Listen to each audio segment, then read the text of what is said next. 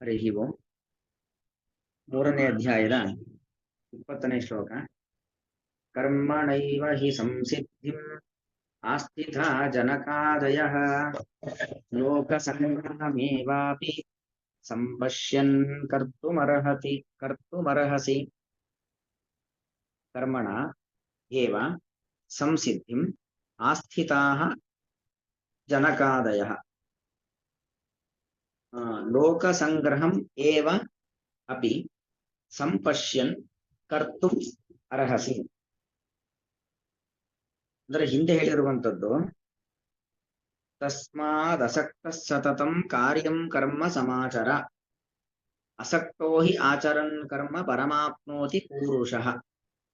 ಅಂದ್ರೆ ಯಾವುದೇ ಫಲಾಪೇಕ್ಷೆ ಇಲ್ಲದೇನೆ ಇದು ನನ್ನ ಪಾಲಿನ ಕರ್ತವ್ಯ ಎಂಬ ಭಾವನೆಯಿಂದಾಗಿ ನೀನು ನಿನ್ನ ಪಾಲಿನ ಕರ್ತವ್ಯವನ್ನ ಮಾಡು. ಅದರಿಂದ ನಿನಗೇನಾಗತ್ತೆ? ಪರಮಪದವಾಗಿರ್ತಕ್ಕಂಥ ಮುಕ್ತಿ ಸಿಗತ್ತೆ. ಪೂರುಷಃ ಪರಂ ಆಪ್ನೋತಿ. ಪ್ರತಿಯೊಬ್ಬ ಸಾಧಕನೂ ಕೂಡ ಪರಮಾತ್ಮನನ್ನ ಅಂದ್ರೆ ಮುಕ್ತಿಯನ್ನ ಸೇರಬೇಕು ಅಂತಾದ್ರೆ ಸ್ವವಿಹಿತವಾದಂತ ಕರ್ಮಾನುಷ್ಠಾನವನ್ನ ಮಾಡಲೇಬೇಕು. ಕರ್ಮವನ್ನ ಬಿಡುವುದರಿಂದ ಮುಕ್ತಿಯಲ್ಲ, ಕರ್ಮವನ್ನ ಮಾಡುವುದರಿಂದ ಮುಕ್ತಿ ಎಂಬತಕ್ಕಂಥ ಒಂದು ವಿಚಾರವನ್ನ ಭಗವಂತ ಹೇಳ್ದ. ಹೀಗೆ ಯಾರಾದ್ರೂ ಮಾಡಿದ್ದಾರಾ? ಕರ್ಮವನ್ನ ಮಾಡಿ ಮುಕ್ತಿಯನ್ನ ಪಡೆದವರಿದ್ದಾರಾ ಅಂತ ಹೇಳಿದ್ರೆ ಅದಕ್ಕೆ ಕೃಷ್ಣ ಉದಾಹರಣೆಯನ್ನು ಕೊಡ್ತಾ ಇದ್ದಾನೆ. ಕರ್ಮಣಾ ಏವ. ಅಲ್ಲಿ ಕರ್ಮಣಾ ಏವ, ಏವ ಶಬ್ದಕ್ಕೆ ಬೇರೆ ಬೇರೆ ಅರ್ಥಗಳು. ಕೆಲವೊಮ್ಮೆ ಕರ್ಮದಿಂದಲೇ ಅಂತ ಅರ್ಥ ಬರುತ್ತೆ, ಅಂದ್ರೆ ಅನ್ಯ ಯೋಗ ವ್ಯವಚ್ಛೇದ ಅಂತ ಅರ್ಥ. ಉದಾಹರಣೆಗೆ ನೋಡಿ, ಪಾರ್ಥ ಏವ ಧನುರ್ಧರ ಅಂದ್ರೆ ಆ ಗಾಂಡೀವ ಧನಸ್ಸು, ಬ್ರಹ್ಮದೇವರ ಧನಸ್ಸು ಗಾಂಡೀವ, ಅದನ್ನ ಧಾರಣೆ ಮಾಡುವ ಸಾಮರ್ಥ್ಯ ಯಾರಲ್ಲಿದೆ? ಪಾರ್ಥನಲ್ಲಿ ಮಾತ್ರ. ಹಾಗಾಗಿ ಪಾರ್ಥ ಏವ ಧನುರ್ಧರ ಅಂದ್ರೆ ಅಂತಹ ಗಾಂಡೀವ ಧನಸ್ಸನ್ನ ಹೊರುವ ಸಾಮರ್ಥ್ಯ ಬೇರೆ ಯಾರಲ್ಲಿಯೂ ಇಲ್ಲ. ಪಾರ್ಥ ಏವ ಧನುರ್ಧರ ಹಾಗರ್ಥ. ಆದರೆ ಇಲ್ಲಿ ಕರ್ಮಣ ಏವ ಅಂತ ಹೇಳಿದ್ರೆ ಕರ್ಮದಿಂದ ಮಾತ್ರ ಮುಕ್ತಿ ಅಂತಲ್ಲ. ಮತ್ತೇನು? ಕರ್ಮ ಮುಕ್ತಿಗೆ ಸಹಕಾರಿ, ಕರ್ಮ ಸಹಿತವಾದ ಜ್ಞಾನದಿಂದ ಅಂತ ಅರ್ಥ. ಕರ್ಮಣ ಏವ ಶಬ್ದಕ್ಕೆ ಅರ್ಥ ಏನು ಅಂತ ಹೇಳಿದ್ರೆ ಕರ್ಮದಿಂದ, ಕರ್ಮ ಬಿಡುವಂತಿಲ್ಲ, ಕರ್ಮವನ್ನ ಮಾಡಿಕೊಂಡು ಜ್ಞಾನ ಪಡಿಬೇಕು. ಆ ಕರ್ಮಪೂರ್ವಕವಾಗಿ ಜ್ಞಾನದಿಂದ ಮುಕ್ತಿ. ಯಾಕಂದ್ರೆ ಎಲ್ಲಾ ಶ್ರುತಿ ಸ್ಮೃತಿ ಪುರಾಣಾದಿಗಳು ಕೂಡ ಅದನ್ನೇ ಹೇಳೋದು. ಜ್ಞಾನೇನ ಏವ ಪರಂ ಪದಂ, ಜ್ಞಾನೇನ ಏವ ಜ್ಞಾನದಿಂದಲೇ ಪರಮಪದ. ನಮೇವಂ ವಿದ್ವಾನ್ ಅಮೃತ ಇಹ ಭವತಿ, ಪರಮಾತ್ಮನನ್ನ ತಿಳಿಯುವುದರಿಂದಾಗಿ ಅಮೃತ ಇಹ ಭವತಿ, ಅಮೃತತ್ವವನ್ನ ಪಡೆಯುತ್ತಾನೆ, ಮುಕ್ತಿಯನ್ನ ಪಡೆಯುತ್ತಾನೆ. ಇಲ್ಲಿ ಮುಕ್ತಿ ಅನ್ನೋದು ನಮ್ಮ ಗುರಿ ಅಂತಾದ್ರೆ ಮುಕ್ತಿಯನ್ನ ಪಡಿಬೇಕು ಅಂದ್ರೆ ಬೇಕಾದದ್ದು ಯಾವುದು? ಜ್ಞಾನವನ್ನ ಸಂಪಾದನೆ ಮಾಡಿ ಮುಕ್ತಿಯನ್ನ ಪಡಿಬೇಕು. ಆದರೆ ಕೃಷ್ಣ ಇಲ್ಲಿ ಹೇಳ್ತಾ ಇದ್ದಾನೆ ಕರ್ಮಣ ಏವ. ಅಂದ್ರೆ ಅರ್ಥ ಏನು ಅಂತ ಹೇಳಿದ್ರೆ ನಾವುಗಳು ನಮ್ಮ ಪಾಲಿನ ಕರ್ಮವನ್ನ ಮಾಡಿಕೊಂಡು ಕರ್ಮದಿಂದಾಗಿ ನಮ್ಮ ಅಂತಃಕರಣ ಮನಸ್ಸನ್ನ ಶುದ್ಧ ಮಾಡಿಕೊಂಡು ತನ್ಮೂಲಕವಾಗಿ ಜ್ಞಾನವನ್ನ ಸಂಪಾದನೆ ಮಾಡಿ ಮುಕ್ತಿಯನ್ನ ಪಡಿಬೇಕು ಅಂತ. ಯಾಕಂದ್ರೆ ಬೇರೆ ಬೇರೆ ಮಾತುಗಳೆಲ್ಲ ಬರುತ್ತೆ. ಏನು ಪ್ರಯಾಗ ಮರಣಾತ್ ಮುಕ್ತಿ ಅಂತ ಬರುತ್ತೆ. ಪ್ರಯಾಗದಲ್ಲಿ ಸಾಯುವುದರಿಂದಾಗಿ ಮುಕ್ತಿ ಸಿಗತ್ತೆ ಅಂತ ಬರುತ್ತೆ. ಅಥವಾ ಕಾಶಿ ಮರಣಾತ್ ಮುಕ್ತಿ, ಕಾಶಿಯಲ್ಲಿ ಮರಣವನ್ನು ಹೊಂದುವುದರಿಂದಾಗಿ ಮುಕ್ತಿ ಸಿಗತ್ತೆ ಎಂಬುದಾಗಿ ಮಾತಿದೆ. ಅಥವಾ ಗೋಮತಿ ನದಿ ಸ್ನಾನದಿಂದಾಗಿ ಮುಕ್ತಿ. ಹೀಗೆಲ್ಲ ಬೇರೆ ಬೇರೆ ವಾಕ್ಯಗಳಿದ್ದಾವೆ ನೋಡಿ. ಕಾಶಿ ಮರಣದಿಂದ ಮುಕ್ತಿ, ಪ್ರಯಾಗ ಮರಣದಿಂದ ಮುಕ್ತಿ, ಗೋಮತಿ ಸ್ನಾನದಿಂದಾಗಿ ಮುಕ್ತಿ. ಹೀಗೆಲ್ಲ ಮುಕ್ತಿ ಅನ್ನೋದು ಬೇರೆ ಬೇರೆ ಸಾಧನಗಳಿಂದ ಸಿಗತ್ತೆ ಅಂತ ವಾಕ್ಯಗಳೇನೋ ಇದ್ದಾವೆ. ಆದ್ರೆ ಅದಕ್ಕೆಲ್ಲ ಅಭಿಪ್ರಾಯ ಏನದು? ಮುಕ್ತಿ ಶಬ್ದಕ್ಕೆ ಪಾಪಗಳಿಂದ ಬಿಡುಗಡೆ ಅಂತ ಅರ್ಥ. ಕಾಶಿಯಲ್ಲಿ ಮರಣವನ್ನು ಹೊಂದುವುದರಿಂದಾಗಿ ಅವನ ಪಾಪ ಪರಿಹಾರವಾಗತ್ತೆ. ಪ್ರಯಾಗದಲ್ಲಿ ಮರಣವನ್ನು ಹೊಂದುವುದರಿಂದಾಗಿ ಅವನ ಪಾಪ ಪರಿಹಾರವಾಗತ್ತೆ. ಮುಕ್ತಿ ಶಬ್ದಕ್ಕೆ ಭಗವಂತನ ಸನ್ನಿಧಾನ, ಮತ್ತೆ ಭಾರತ ಸ್ಥಾನ ಮುಕ್ತಿಗೆ ಹೋಗ್ತಾನೆ ಅಂತ ಅರ್ಥ ಅಲ್ಲ. ಅಂದ್ರೆ ಕಾಶಿಯಲ್ಲಿ ಸಾಯೋದಿರ್ಬೋದು, ಪ್ರಯಾಗದಲ್ಲಿ ಸಾಯೋದಿರ್ಬೋದು, ಬೇರೆ ಬೇರೆ ತೀರ್ಥಸ್ಥಾನಗಳನ್ನ ಮಾಡೋದು, ತೀರ್ಥಕ್ಷೇತ್ರಗಳ ಯಾತ್ರೆ ಮಾಡೋದು, ಅದೆಲ್ಲ ಏನಕ್ಕೋಸ್ಕರ ಅಂದ್ರೆ ನಮ್ಮ ಪಾಪಗಳನ್ನ ಪರಿಹಾರ ಮಾಡ್ಕೊಳ್ಳಿಕ್ಕೋಸ್ಕರವಾಗಿ. ಹಾಗಾಗಿ ಕರ್ಮಗಳೆಲ್ಲವೂ ಕೂಡ ಇರೋದೇನಕ್ಕೋಸ್ಕರವಾಗಿ? ಪಾಪ ಪರಿಹಾರ ಮಾಡ್ಕೊಳ್ಳಿಕ್ಕೋಸ್ಕರವಾಗಿ. ಕರ್ಮವನ್ನ ಮಾಡ್ತಾ ಮಾಡ್ತಾ ಮಾಡ್ತಾ ಮಾಡ್ತಾ ನಮ್ಮ ಪಾಪಗಳನ್ನ ಪರಿಹಾರ ಮಾಡಿಕೊಂಡು ಮುಕ್ತಿಯ ಕಡೆಗೆ ನಾವು ಸಾಗಬೇಕಾದ್ರೆ ಜ್ಞಾನವನ್ನ ಪಡಿಲೇಬೇಕು. ಆಗ ಕರ್ಮಣಾಯವ ಶಬ್ದಕರ್ತ ಏನು? ಕರ್ಮ ಸಹಿತವಾದ ಜ್ಞಾನದಿಂದಲೇ. ಒಬ್ಬೊಬ್ಬರಿಗೆ ಒಂದೊಂದು ರೀತಿಯಾಗಿರ್ತಕ್ಕಂಥ ಕರ್ಮದ ಚೌಕಟ್ಟನ್ನ ಭಗವಂತ ನಿರ್ಮಾಣ ಮಾಡಿಕೊಟ್ಟಿದ್ದಾನೆ. ಆ ಕರ್ಮ ಸಹಿತವಾಗಿರತಕ್ಕಂಥ ಜ್ಞಾನದಿಂದಲೇ ಮುಕ್ತಿ ಅನ್ನೋದು ಅಭಿಪ್ರಾಯ. ಅದಕ್ಕೆ ಉದಾಹರಣೆ ಇದೆಯಾ? ಹಾಗೆ ಕರ್ಮವನ್ನ ಮಾಡಿಕೊಂಡು ಜ್ಞಾನವನ್ನ ಪಡೆದು ಮುಕ್ತಿಯನ್ನ ಪಡೆದವರು ಯಾರಿದ್ದಾರೆ ಅಂದ್ರೆ ಜನಕಾದಯ ಸಂಸಿದ್ಧಿಂ ಆಸ್ಥಿತಾಹ. ಜನಕಾದಿಗಳೆಲ್ಲವೂ ಕೂಡ, ಜನಕ ಅಂದ್ರೆ ಆ ಒಂದು ಆ ವಂಶದಲ್ಲಿ ಬಂದವರೆಲ್ಲರೂ ಕೂಡ ಜನಕ ಅಂತಾನೆ. ಮುಖ್ಯವಾಗಿ ಇಲ್ಲಿ ಜನಕ ಅಂದ್ರೆ ಯಾರು? ಸೀತೆಯ ತಂದೆಯಾಗಿರತಕ್ಕಂಥ ಜನಕ ಮಹಾರಾಜ. ಆ ವಂಶದಲ್ಲಿ ಬಂದಂತಹ ಅನೇಕ ರಾಜರಿಗೆ ಜನಕ ಅಂತ ಹೆಸರಿರುವಂತದ್ದು. ಅಂದ್ರೆ ಅವರೆಲ್ಲರೂ ಕೂಡ ಅಲ್ಲಿ ಸೀತೆಯ ತಂದೆಯ ಒಂದು ಪ್ರಕರಣ ಹೇಳೋದಾದ್ರೆ, ಆ ಮಿಥಿಲಾ ಪಟ್ಟಣ, ಆ ಮಿಥಿಲಾ ಪಟ್ಟಣಕ್ಕೆ ಒಮ್ಮೆ ಬೆಂಕಿ ಬಿದ್ದಿತ್ತಂತೆ. ಮಿಥಿಲಾ ಪಟ್ಟಣಕ್ಕೆ ಬೆಂಕಿ ಬಿದ್ದಂತ ಸಂದರ್ಭದಲ್ಲಿ ಆ ರಾಜನಿಗೆ, ಅಂದ್ರೆ ಜನಕ ಮಹಾರಾಜನಿಗೆ ಒಬ್ಬ ಸೇವಕ ಬಂದು ಹೇಳ್ತಾನೆ, ರಾಜರೇ, ನಿಮ್ಮ ಮಿಥಿಲಾ ಪಟ್ಟಣಕ್ಕೆ ಬೆಂಕಿ ಬಿದ್ದಿದೆ, ನಿಮ್ಮ ಮಿಥಿಲಾ ಪಟ್ಟಣಕ್ಕೆ ಬೆಂಕಿ ಬಿದ್ದಿದೆ ಎಂಬುದಾಗಿ ಒಬ್ಬ ಸೇವಕ ಹೇಳ್ತಾನೆ. ಅದಕ್ಕೆ ಜನಕವನಿಗೆ ಪ್ರತಿಕ್ರಿಯೆ ಕೊಡ್ತಾನೆ, ಮಿಥಿಲಾಯಾಮ್ ದಕ್ಷ್ಯಮಾನಾಯಾಮ್ ನಮೇ ಕಿಂಚನ ದಕ್ಷ್ಯತೆ ಅಂತ ಜನಕ ಮಹಾರಾಜ ಸೀತೆಯ ತಂದೆ ಉತ್ತರ ಕೊಡ್ತಾನೆ. ಮಿಥಿಲಾ ಪಟ್ಟಣಕ್ಕೆ ಬೆಂಕಿ ಬಿದ್ರು ನನಗೇನ್ ತೊಂದರೆ ಇಲ್ಲ, ನಂದೇನು ಸುಟ್ಟು ಹೋಗಿಲ್ಲ. ಅಂದ್ರೆ ಅರ್ಥ ಏನು? ಮಿಥಿಲಾ ಪಟ್ಟಣ ಎಂಬುವಂಥದ್ದು ನನ್ನದಲ್ಲ. ನೀನ್ ಹೇಳಿದೆ ನಿಮ್ಮ ಮಿಥಿಲಾ ಪಟ್ಟಣ ಅಂತ ಹೇಳಿದೆಯಲ್ಲ, ಅದು ನನ್ನ ಮಿಥಿಲಾ ಪಟ್ಟಣವಲ್ಲ. ಇವತ್ತೇನು ನಾವು ಸಪರೇಟ್ ಎಂಟಿಟಿ ಕಾನ್ಸೆಪ್ಟ್ ಅಂತ ಹೇಳ್ತೇವೆ, ಪ್ರತ್ಯೇಕವಾದ ಒಂದು ಅಸ್ತಿತ್ವ, ನಾನೇ ಬೇರೆ, ನನ್ನ ಬಂಡವಾಳವೇ ಬೇರೆ, ನನ್ನ ಬಂಡವಾಳ ಹೂಡಿಕೆಯಿಂದ ನಿರ್ಮಾಣವಾದ ಒಂದು ಕಂಪನಿ ಅದೇ ಬೇರೆ ಅಲ್ವಾ? ಆ ಒಂದು ನಿಜವಾಗಿ ಅದು ಪ್ರಾಕ್ಟಿಕಲ್ ಆಗಿ ಆ ಕಾನ್ಸೆಪ್ಟ್ ಇದ್ದದ್ದು ಆಕಾರದಲ್ಲಿ. ನಾನು ಈ ಮಿಥಿಲಾ ಪಟ್ಟಣಕ್ಕೆ ರಾಜ ಅಷ್ಟೇ. ಭಗವಂತ ನನ್ನನ್ನ ಈ ರಾಜ ಎಂಬ ಕೆಲಸವನ್ನ ಕೊಟ್ಟು ನನಗೆ ಈ ಪದವಿಯಲ್ಲಿ ಕೂರಿಸಿದ್ದ ಅಷ್ಟೇ. ಹಾಗಾಗಿ ಇದು ನನ್ನ ಮಿಥಿಲಾ ಪಟ್ಟಣವಲ್ಲ, ಇದು ಭಗವಂತನ ಮಿಥಿಲಾ ಪಟ್ಟಣ.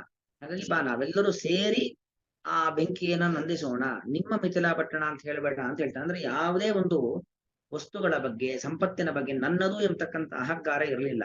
ಹಾಗೆ ರಾಜ್ಯಭಾರವನ್ನ ಮಾಡಿರ್ತಕ್ಕಂಥವ್ರು ಅವರೆಲ್ಲರೂ ಕೂಡ. ಹೀಗೆ ಜನಕ ಮೊದಲಾಗಿರ್ತಕ್ಕಂಥ ಮಹಾರಾಜರುಗಳು, ಋತುಚಕ್ರವರ್ತಿ ಇರಬಹುದು, ಪ್ರಿಯವ್ರತ ಇರಬಹುದು, ಧ್ರುವ ಮಹಾರಾಜ ಇರಬಹುದು ಅಲ್ವಾ? ಧ್ರುವ ಮಹಾರಾಜ ಭಗವಂತನಾಜ್ಞೆಯಂತೆ ರಾಜ್ಯವನ್ನ ಪರಿಪಾಲನೆ ಮಾಡಿ ಧ್ರುವಮಂಡಲದ ಆಧಿಪತ್ಯವನ್ನ ಪಡೆದು ಅಲ್ಲಿ ಧ್ರುವಮಂಡಲ ನಿರ್ವಹಣೆಯನ್ನ ಮಾಡಿ ಮುಕ್ತಿಯನ್ನ ಪಡಿತಕ್ಕಂಥವರವರೆಲ್ಲರೂ ಕೂಡ. ಧರ್ಮರಾಜ ಅವನು ಕೂಡ ಯುದ್ಧದ ನಂತರದಲ್ಲಿ ಹಸ್ತಿನಾವತಿಯ ರಾಜನಾಗಿ ತದನಂತರ ಮುಕ್ತಿ ಕಡೆಗೆ ಹೋಗ್ತಕ್ಕಂಥವನು. ಅಂದ್ರೆ ಅವರವರು ಅವರವರ ಪಾಲಿನ ಕರ್ತವ್ಯಗಳನ್ನ ಮಾಡಿ ಆಮೇಲೆ ಮುಕ್ತಿಯ ಕಡೆಗೆ ಹೋದವರು.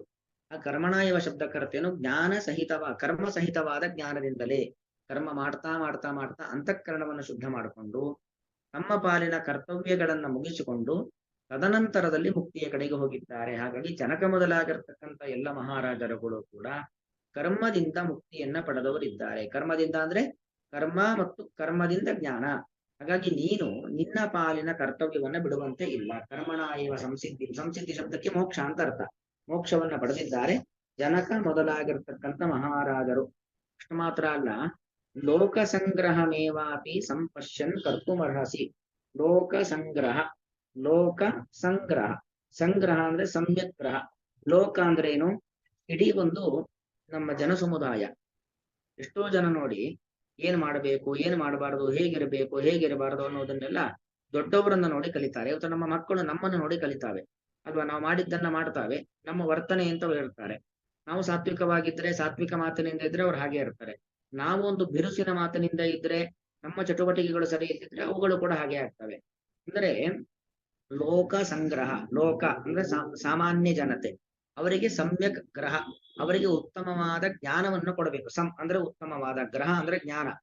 ಜಗತ್ತಿಗೆ ಉತ್ತಮವಾದ ಜ್ಞಾನವನ್ನ ಕೊಡ್ಲಿಕ್ಕಾಗಿಯೂ ಕೂಡ ನೀನು ಸಂಪಶ್ಯನ್, ಆ ಒಂದು ವಿಚಾರವನ್ನ ಕಂಡು ಕೂಡ ಕರ್ತುಂ ಅರ್ಹಸಿ, ನಿನ್ನ ಪಾಲಿನ ಕರ್ತವ್ಯವನ್ನ ಮಾಡುವ ಅರ್ಹತೆಯನ್ನ ನೀನು ಹೊಂದಿದ್ದೀಯಾ. ಆ ಕರ್ಮ ಯಾಕೆ ಬೇಕು ಅಂತ ಒಂದು ಪುರಾಣದಲ್ಲಿ ಮಾತು ಬರತಕ್ಕಂಥದ್ದು, ತೈತರಿಯಾದಿಗಳೆಲ್ಲ ಬರುತ್ತೆ. ಅಜ್ಞಾನಾಂ ಜ್ಞಾನದಂ ಕರ್ಮ ಜ್ಞಾನಿನಾಂ ಲೋಕ ಸಂಗ್ರಹಾತ್. ಅಂದ್ರೆ ಕರ್ಮ ಜ್ಞಾನಿಗಳು ಮಾಡಬೇಕು, ಕರ್ಮ ಅಜ್ಞಾನಿಗಳು ಮಾಡಬೇಕು. ಅಜ್ಞಾನಿಗಳು ಕರ್ಮ ಯಾಕೆ ಮಾಡಬೇಕು ಅಂದ್ರೆ ಜ್ಞಾನದಂ ಕರ್ಮ, ಅಜ್ಞಾನಾಂ ಜ್ಞಾನದಂ ಕರ್ಮ.